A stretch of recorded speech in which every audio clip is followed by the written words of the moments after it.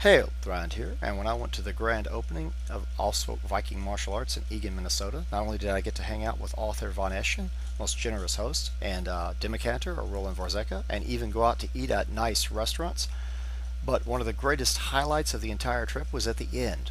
We actually went to Arms and Armor. And I guess, in the words of author Von Eschen, he would explain the rest. Kind of affiliated is, Oakeshott is the organization that collects the authentic weapons, so these are the actual Viking Age weapons, and then Arms and Armor is really the reproduction arm. Okay. That's pretty cool to have that reference. So they reproduce the same weapons then? Oh yeah, that's super nice to have that here. So they have the actual weapons they're reproducing. Now that is perfect. Christopher Poor, who actually gives me a tour of the Ewart Oakeshott Institute, which he is the president of and keeps there at Arms and Armor, was a very unique treat, especially to have on my channel as an exclusive, for he hasn't done a tour that I know of except for a online group in Minneapolis, and that was years ago. So I'm very proud to have him here, and without further ado, let's begin. Yeah, I'm Christopher Poor. I own Arms and Armor, and I started up the Oakeshott Institute with Ewart and Sybil back in, I guess it would have been 93, was when we first started talking about it, and then we brought it under charter in 97. So That was 98. maybe it was 98, but we did all, it started the legal work in 97, a long, complicated process of becoming a 501c3 nonprofit educational foundation, and then we hold the swords in a 99-year trust through the Institute. So, or as I like to say, whatever the Institute does, I'm personally on the hook for these swords until 2098, which means I have to live to be 148 years old. I don't feel sorry for you. I love swords. Well, it's a great thing to have, you know. Originally we started out with a verbal promise of an endowment of about £500,000, but when 2000 came and the crash hit, that Saudi guy sort of said, well, wait a minute. So we got the stuff and short on cash, which means that I've been short on cash for the last 25 years, keeping it rolling. 3D scans of all these, right? Yep. Yeah. Roland just does You the... can section them and everything. Yeah, So. that'll be so cool. And I'm going to advertise that project of Yeah. yours. I think it's just It's going to super. take a while. Yeah. know, we've You just should got do a a couple samples. crowdfunding, like Roland was saying, and get it We'll do paid for. crowdfunding. We've got a couple of grant applications, but there's close to 100 pieces, so it's going to be, I mean, you know, not all of them are early. A lot of them go up into the 18th century. You know, but the earliest is sort of, you know, middle Bronze Age to sort of Battle of Waterloo is our range, so. You have that bronze sword here that we saw the other day that looks like an arm. Do you know who Neil Burridge is that makes Bronze Age weapons? I'm sorry? Neil Burridge from Cornwall, England, that makes You Bronze know, I Age. haven't met him, but I have He's a met, good friend of mine, and he wanted to know the specs on it, if we could get Sure. it. The Well, weight. we've got a and- bunch of Bronze Age. There's a late sort of Mycenaean, you know, sort of 13th century Mycenaean one in there. There's a bunch of sort of that, they call them Luristan, means everything from Syria up to Turkey. There's a Sumerian mace head from about 2800 BC in there. There's all kinds of stuff. Most of the Bronze Age stuff, I got as birthday presents back when I was 6 or 7 years old. Oh, awesome. My dad was... Now that is a good Well, birthday present. my first one was a whole suit of Japanese armor when I was 6, so that started me out in this crazy game. But my dad was teaching at Dartmouth, and then he was the buyer for one of the big New York auction houses in the summer. So he figured out I liked this stuff, and it wasn't very expensive back in the sort of early mid-'60s. So we had a good collection. We acquired a building just a few blocks from here, but it's way too big. It's like 30,000 square feet of 1880s, you know. $2,000 a month to keep it at 40 degrees kind of a thing. Oh, Lots of 40-foot, 50-foot ceilings, big spaces. But truthfully, we don't use it enough to justify having it. That's why we shifted over, and this is sort of an in-house classroom. This space used to be actually a video studio for the guy that did, well, it was sort of like X-rated Muppets. And then they did all like the Minnesota Lottery commercials and that kind of stuff. And when they left, we took the space and we sort of duplicated over there. We have burgundy walls and brought the chandelier over. So we're trying to clean it up to have a classroom where we can fit 30 people in here comfortably. Does that torsion device work over the Roman That Scorpion? actually, my son and I gave him a hand with some of the steel work, did that for his or for his wood and metal merit pad project in Eagle Scout. That shoots the bolts about 150 yards and it shoots 4-pound stones about 100 yards. Ooh, nice. Very The nice. torsion on that is just a little bit under 1,600 pounds. Very nice. With nylon rope. We've got light artillery in the back of the other room. There's like a sort of a 1740s pattern pounder or 3-pounder that we knocked out. And just poured a cohorn mortar the other day that'll shoot sort of 8-pound projectiles with black powder. Very nice. It's the later end of the spectrum. So you're ready for a siege. We can take Paris Ready together. for a siege. You'll help us take Paris, right? Well, That's what we're planning on. well, I just don't want to be labeled as one, that's all.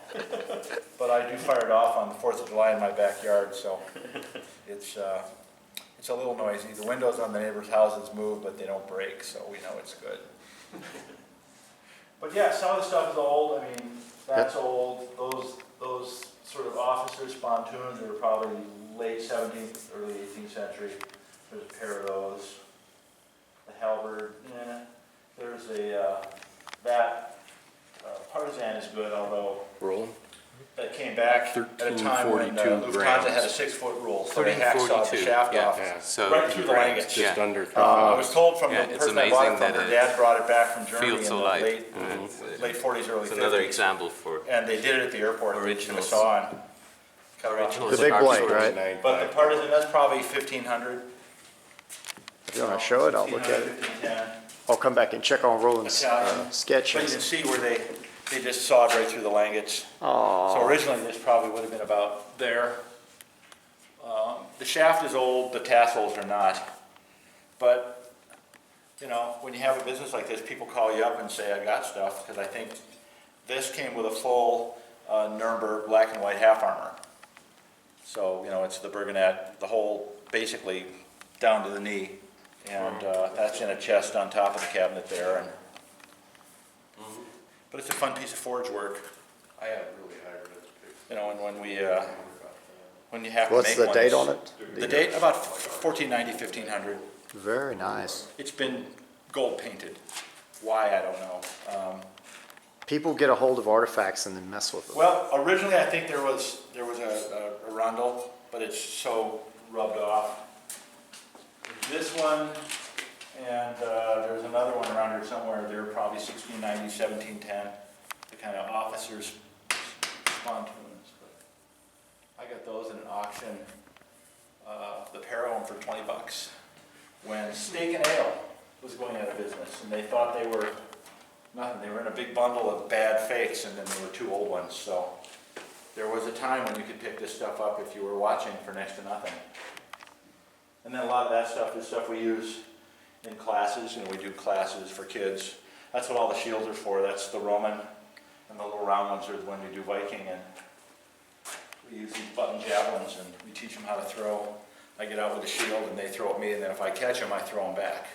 Oh, the spear catching game. I've played that many Yeah, times. exactly. Only my I've actually practice done is that all- once with a real spear. It's scary. Yeah, that's tough. Yeah. I do it with sort of 7 to 14-year-olds, so they're a little unpredictable, but they learn real quick to keep their shields up. But some of them are strong enough to actually pierce the shields with those wooden ones. There's a shield over there with holes in them. And then we did a Roman armor class where kids made those. I had one mom for each 2 kids, and in a week, each kid made a lorica. Very nice. 18 gauge steel, so.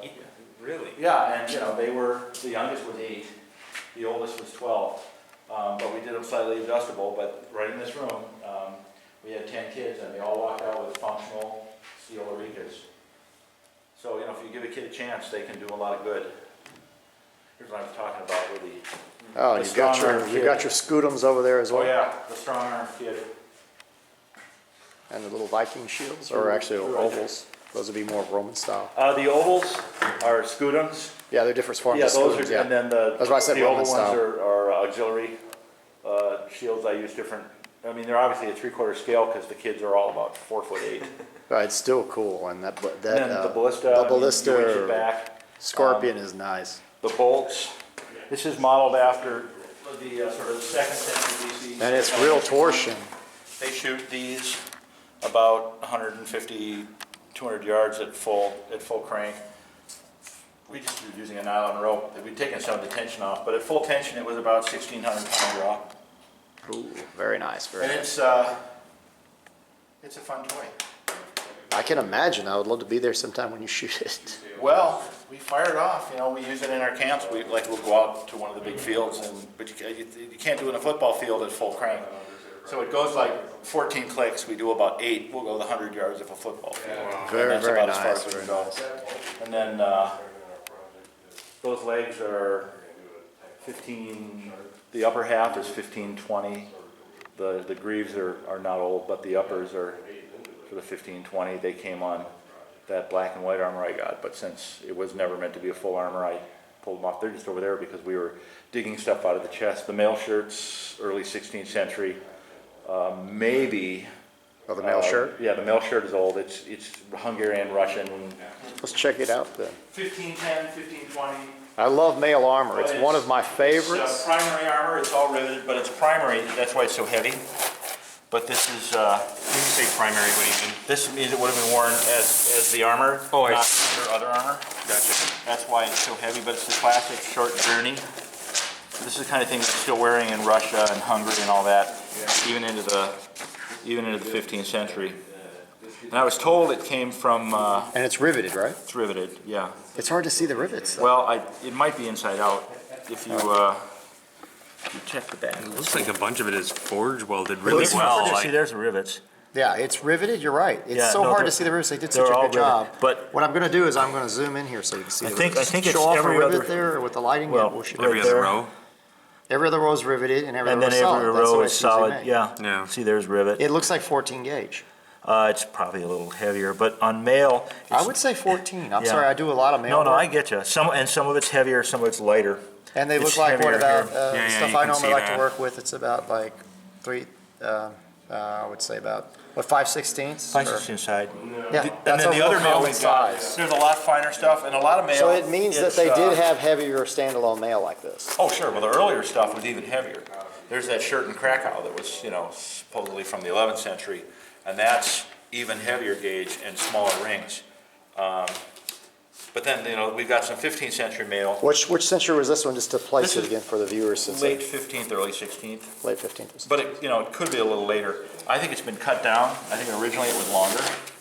When you have this opening, that always indicates sitting on a saddle. You never have this on something for a foot, but if you extended this down another foot, on a guy, say 5'6", 5'8", that would be close to knee Oh, yeah, length. yeah. But for these rivets that you see here, I'm curious about the look that I'm seeing. It either looks like it's eroded away, so it forge-welded looks, rings, though. yeah, It's or it was forge-welded, done forge hot welded and and riveted. And then, like I've got another riveted shirt that the back of the ring is round and You can where the obviously rivet see is, that it's rivet flat there. because they just take the whole ring and they squash it to get the Right. overlap. But then the wedge, in effect in profile it goes from round to flat. Right. So the back opposite the rivet is round, at the rivet is flat. So when you look at the ring head on, it's kind of oval. This would it's be not- very durable because I have a shirt like this that is a modern shirt made out of the same gauge, about the same size rings, and we put it over proper gambeson. It stopped arrows, Oh, which yeah. I was like, I didn't think it would. I thought they Oh, would no, have it's, been. it's tough. I mean, But that's without the forge welding, the real solid, and the Yeah. rivets. So I'm But looking that- at this those are going, the- yeah. wow, this the thing one I- would be extremely durable. Because the one I used to fight in. Hardened riveted mail shirt, but modernly made, right? Yeah. She made. No, a guy named Rick Schmidt made it. He's really good, but he's a little crazy. So this is the bane of swords then, a hardened mail shirt would Right. really tear up the edge, wouldn't it? All right, you can see they're all riveted. They've got the nice little point rivets. See smooth on the inside, hard on the out. It's got the collar for pulling it up tight. This fits me. I'm 6'4", 240 pounds. It goes basically mid-thigh to just above the elbow. And Weighs it's about- hardened too, that's just It's excellent. hard, yeah. It weighs about 16 pounds. I either wear it alone or I wear it under that plate 16 armor. pounds, and most people would think a shirt like this which I mean, it is a historical gauge and everything. Yeah, You would think that they not only think it weighs 30 to 50 pounds, No. it's only 16 pounds. No, because this, I think before you flattened it, I think it was 18 gauge. But when you flatten it, you get the same profile as like a 12 or even a 14. You can see how the rings are a little broader and flatter at the rivet. And Right, the mild steel we tested to make it like it was more iron-like, that I took to the airport and took through, I thought my luggage was going to weigh way too much. And with all my stuff and everything, my luggage only weighed about 30-something pounds. So the shirt has to be way lighter than that, and it covers more than this one because it's long. Oh, yeah. It seems to be longer and full of sleep. You know, the I get a sleeves little are oil in there. I got a under the quarter armpit sleeve. rust spot. But you know, this didn't start out as hardened material. We took regular, sort of the equivalent of iron wire, and we baked it in carbon, you know, in charcoal dust to get the. So you hardened it. Oh yeah. Okay. You got the shirt and then hard. So a shirt that's not hardened could be hardened Oh moderately. yeah, yeah. And then. Or if someone knew the process, Because he had even to, you later know, century, it and could have been The done. fellow that made it, and he said there's 3 annealing stages when you make this stuff. Because you make the rings, you have to anneal them, then you punch them, and then working, and then you anneal them again. And just work hardening, they get pretty hard. But he was saying, the fellow that made this, he said it's like 12 to 15 rings an hour. And there's, I think he said 25,000 rings in this shirt, so you can do the math.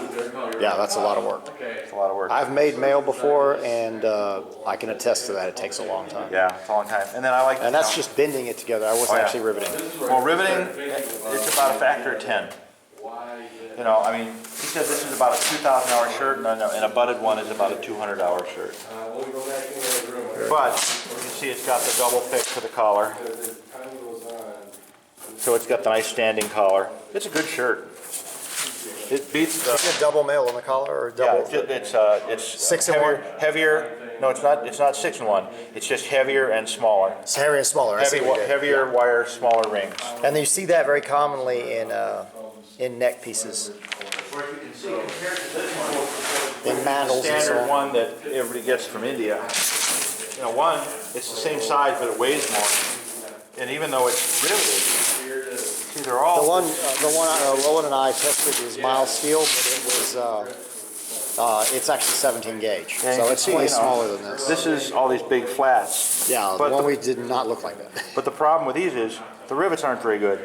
Right. I mean, they don't pop out. Well, you can even like grab one with your fingers And pop it sometimes out. and pop it. Yeah, you This don't one, want that, yeah. I mean, I've been hit at, you know, well, even if your horse is only cantering along at 12 miles an hour, it's 25 combined.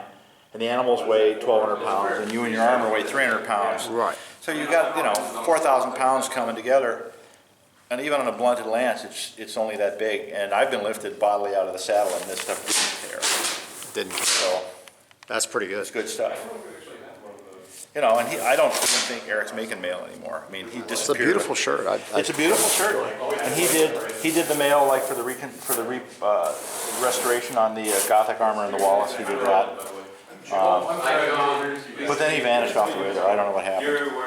It was some fortunate love of 1938 German culture, if you know what I mean. That armor, the column, a lot of mounted.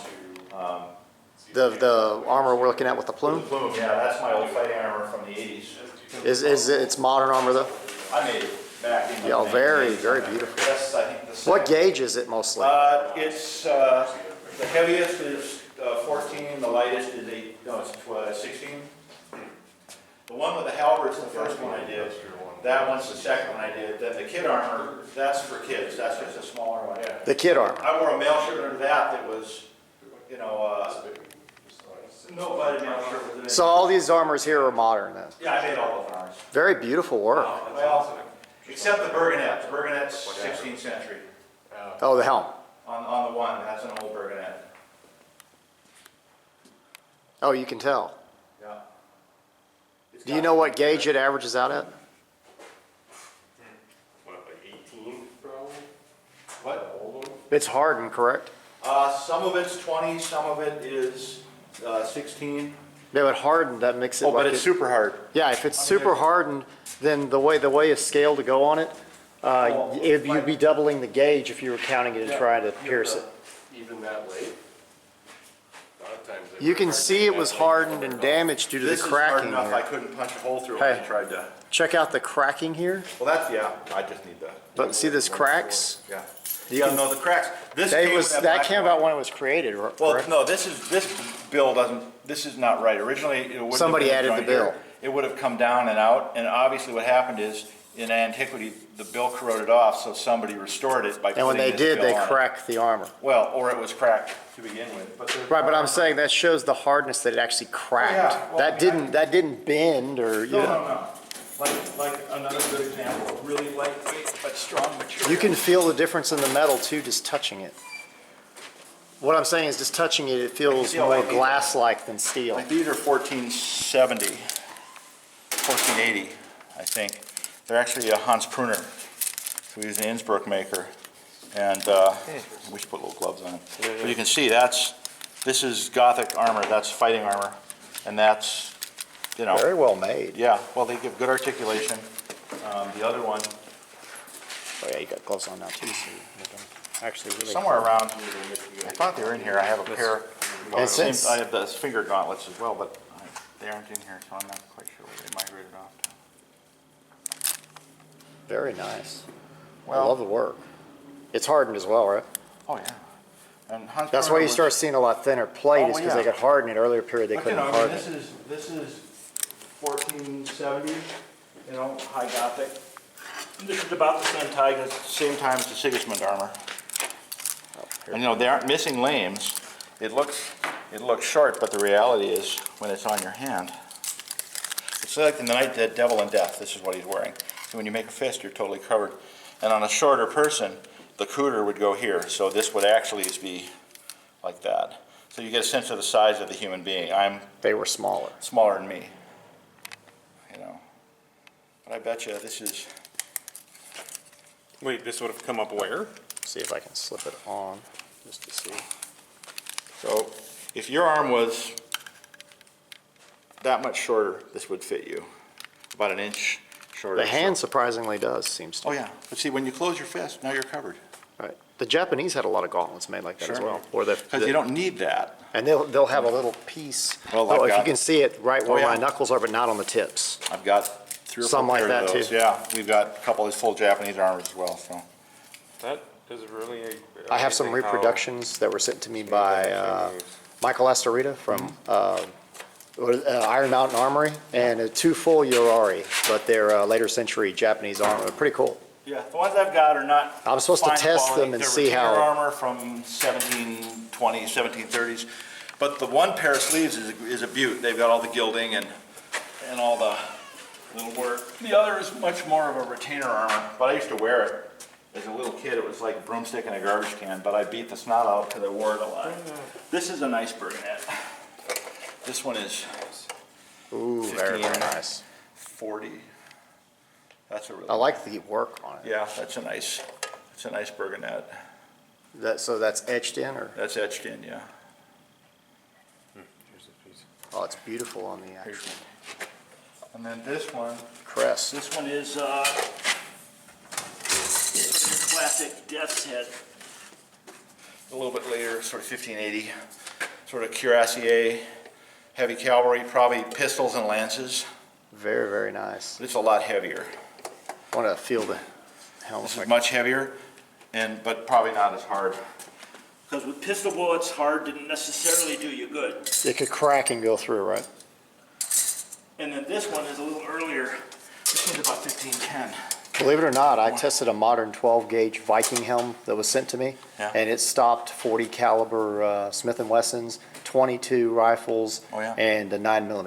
Well, especially because Well, I put it on a head, it could move Yeah. on it, but it dents, even the one that hits straight on, dented and bounced out the 40 Yeah. caliber. So And then that's tripped me out. I did not expect such an Do you know event if for this a 12 is gauge. this visor part of the same piece? Oh, this Yeah, is very 12 nice. That's about 1510.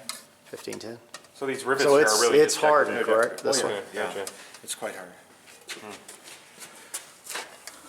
and it's a very light gauge. This is a modern. But you can feel that same glass-like feel Oh, yeah, of it's that the one. It glass feels a finish. different feel than Yeah, regular no, steel. it's, You can feel it's hard by touching it. And when you're done, the other bronze one is Well, it's actually in Craig's gun case still, but like this one is 13th century BC, but that's thin as a razor blade. I mean, if you look at that, it's paper thin. That'd shave the hair off your arm even now. Oh, jeez. Look at And that. that's, I won't cut you with it. I'll try to hold yeah, it. that's 1200 BC maybe. My arms aren't long enough to see it properly, but I'm trying. Well, you can lay some of it. I like the way they did the bronze and the silver too. Then there's this style, which is about 1000 BC, the typical thruster. A mace. This is a lot older. That's sort of. Oh, the mace? Let's Yeah, check the it out. mace is a lot older. That's, I think Sumerian. I think that's around 2300 BC. Bronze? Oh yeah, they're all bronze. Then there's the duckbill axe, classic Old Testament stuff. And let's see, a little. I'm trying to make sure we don't do it too near Dagger. him. I'm trying to see it and then not Spear. cut the man in front of me with it. You know, just all this stuff was once so much more available. Was this an actual sword or could this have Oh been no, mounted that's a on? sword. And then you'd have a pommel, like a thing with a pommel on it. And would it have something that inserted completely in there like wood? Probably to fill up the, probably to This fill is it in. traditional military. You can, once it's spread out on the table, that's. And then here you can see like an example of later finer mail. This is 15th century. So that would have been underneath though, right? Right, I don't know if it's Oh, part it's of the shirt 15th or. century. They said they thought it was 14th because we viewed this, I think we viewed this. It's at- possibly 14th. you know. It looks very much like the nail me and Roland tested with a spear. And we were only able to pierce it with a spear. The swords did nothing. to No, it. it won't. With Swords- proper gambeson. We did it over clay though, so I don't know how great our analog was. If you want to get through mail, you know, I mean, if you get like a tuck, you can go through, you know, something where you've got like a really stiff, hard point. I find velocity is the most important thing trying to go through it. If you can't generate the velocity, those simple thrust and people think they can just walk up and push it through or use their body to step with it, it Well, won't there go are a through. couple swords we've got where they're a 1 inch square to an 1/8 square. Well, on that 4 would feet. slip in between the rings Those unless the are- rings are really tight. Yeah, those are those. That's different. Judicial things. They basically just pry bars with a point, but they will, in fact, go through. We did a test for the TSA on like cockpit doors, and you'd be amazed how cockpit doors don't slow any of this stuff down even a little bit. Wow. Let's check out Roland's sketch. They work on bullets, but not on this stuff. His etching is turning out really, really well.